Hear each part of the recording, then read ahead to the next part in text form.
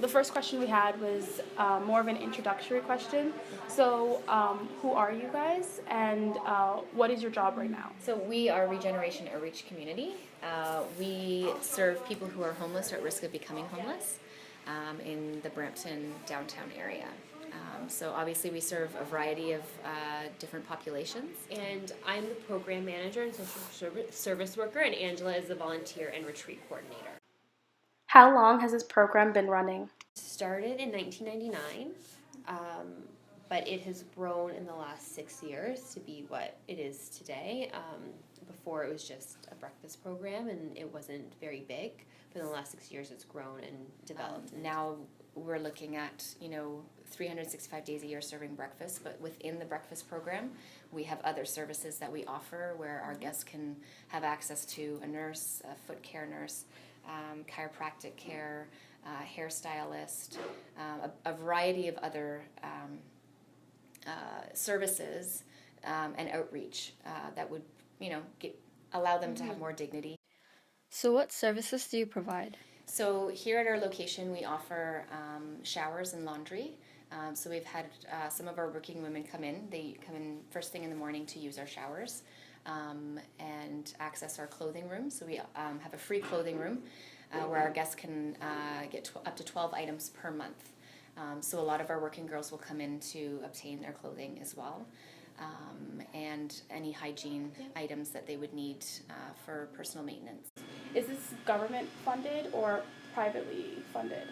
So our funding comes from a variety of different places. We do get some funding from the government.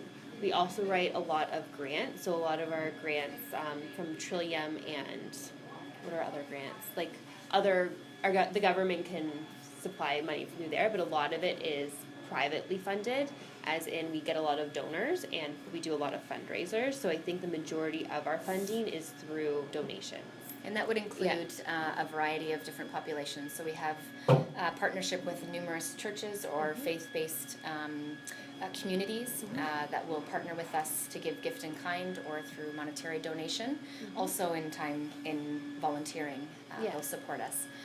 We also go after businesses and individuals in the community where we do mail-outs where individuals can learn more about who we are and also give back by making donations monthly. So do you find that more prostitutes or people who are in need of help come to you guys? Like, do you advertise it or do you find these people and offer your services? Most people who come to use our services that are involved in prostitution would hear about us through word of mouth because a lot of them are working on the streets. A lot of our guests hear of our services through others that are also on the streets. So a lot of them get referred to us just through word of mouth. And then through that, when they come in and we learn and get to know them, because we have numerous staff that will sit and actually be a part of the breakfast program where we get to know people's stories and what they're struggling with. And we believe that through relationship, we can walk with them through whatever they're going through and actually be able to get a good idea of what their needs are and what their wants are, right? Have you ever, or if you have, specify the problems or difficulties you may have had working with prostitutes? I would say difficulty would be, because it is not just simply prostitution, a lot of our guests that come through, their struggles are not just simply the prostitution, there's also an addiction component. So we have had numerous women come and they are at a point in their life where they really want to make changes and they want to do better and get out of that lifestyle. It becomes difficult when they're struggling with the addiction. And so it's been very difficult for us even to sometimes help some of the working women because they will come to us and say, I'm ready to get out of this lifestyle, I want to make changes, I want to go to rehab. And then we will call rehabs and it's very difficult to get somebody in right on the spot. But with working women, if you don't catch them when they say, this is it, I want out, and you're not able to provide that gateway for them to get out, they get sucked right back in. And so it becomes a vicious cycle of, it challenges us even being able to help them because the immediacy of their need is right then and there and it can't be helped right away. So. And I think another thing is gaining their trust, because a lot of them have, like in their past, they're not trustworthy in general. A lot of the people that we work with, and definitely the working women, have a difficulty trusting us and letting us in to be able to help them. So I think, again, through relationships, we're able to work through that so they can trust us and they're able to open up to us about what's actually going on and what their wants and needs are.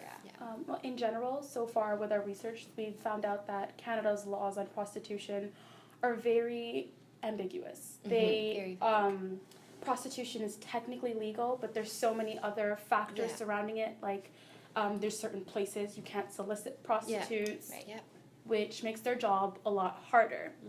So, do you think that because of the way Canada's laws have dealt with prostitutes, it's made it harder for them to find help or get out of that lifestyle? Coming down and looking at things from a root cause analysis when it comes to creating a law, and really getting where the laws can actually change for the help of the person who is really being affected. So obviously we have the component of the pimps and then the prostitutes. And so it becomes this dynamic of where do you apply the laws, because, okay, you put a prostitute in jail, but if this is her only means of providing for her children, you know, we're creating this system almost that's helpless for that person. So definitely I think it has to do with laws and opportunity. So if a woman feels like the only way for her to support her children is to break the law, or to even, you know, she would say that maybe that she wouldn't want the law so strong because this is how she feels is her only way to provide for her children. So economically, like the median income for a sex worker in Canada is around $39,000 a year, whereas someone who works minimum wage, it's about $21,000 a year. So do you think that could be like a contributing factor to why these women don't seek help? Very much could be. I'll say the population that we serve, again, is probably more geared towards addiction, but on a whole, even talking to some of the women, I talked to one mother, and she had like 5 children, and for her it was easier to turn a trick overnight than it was for her to go to work every single night and be exhausted all week. And so for her, it was really an opportunity for her to have an income and be able to support her kids, rather than the hard life, right? And so sometimes it's just an instant money-making thing that I think makes it tempting for a single mother. So in what condition do you usually find these individuals? Usually coming in early morning, needing a shower, food is their main thing when they come here. They're just in need of even a place to rest, because a lot of the working women will be working all night. A lot of times I find that they're high. They're on something for sure. And I have actually heard from some of the working women that they didn't actually use until they got into prostitution. And using made their job easier. So it allowed them to actually not feel anything, and they could separate themselves from, obviously, the intimacy that they were experiencing, but have it not be an attachment, and they could walk away from it. So to follow up with that, do you think that in the last 6 years you've seen maybe a surplus of working women that come in for help, or has it decreased? Has there been any change in trend? It has decreased. I know I've only been here for a year, but what I've been told is that this area used to be one of the highest population of working women, and now that's completely changed. I can't speak to that because I've only been here for a year and just seen how it's actually changed. Yes. So in the last 3 years that I've been here, we had at least, I could probably point out at least 10 to 15 working women that would come in on a regular. Obviously, we'd have people come and go, and they were the ones that were usually sleeping, that just needed a place to rest. We ended up having we brought in some help and we had a lunch for the working women, just to kind of hear from them, to see if there was anything that we could do to help them feel safe. So we brought in even some of the police women came in to also offer their services, to say, you know, we are the ones on the streets at night. how can we help you be more safe? And so part of it was just to kind of build a bridge so that police were aware of the complex situation that working women were dealing with in the middle of the night. So that was a great opportunity for us to build a relationship with them. A lot of them expressed they wanted out of it, and some of them were successful of getting out and moving on with their life. But others will continue. But the core problem in this area of town has gone down a lot.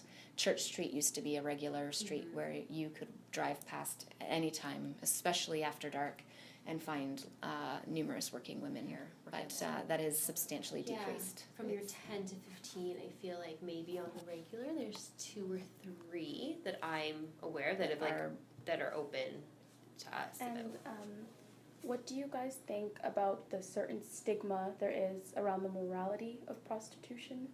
And if that sort of interferes with them coming forward or you guys helping them in any way? I definitely feel that the shame factor is usually what prevents people from getting help, right? As soon as somebody feels the shame of it and the embarrassment of it, nobody wants to be publicly humiliated. I think that can prevent somebody from really desiring to get the help because they want to live in secret because of that shame. But for us here, our first and foremost is that relationship that we build with that person, and knowing that relationship and that love and that fostering of value to their life. When somebody feels worthless, they don't take care of themselves. They don't feel like they're worth it, right? So part of it for us is to seeing that the value that somebody has maybe can change. And so I think understanding somebody's life story and what they've been through, and starting there can really help people remove the stigma and actually to say, you know, there's some deeper things to this, not just the surface right or wrong or, you know, shame factor to it. Work towards that, we would probably do a lot better and see a lot more healthy people choosing healthy lifestyles.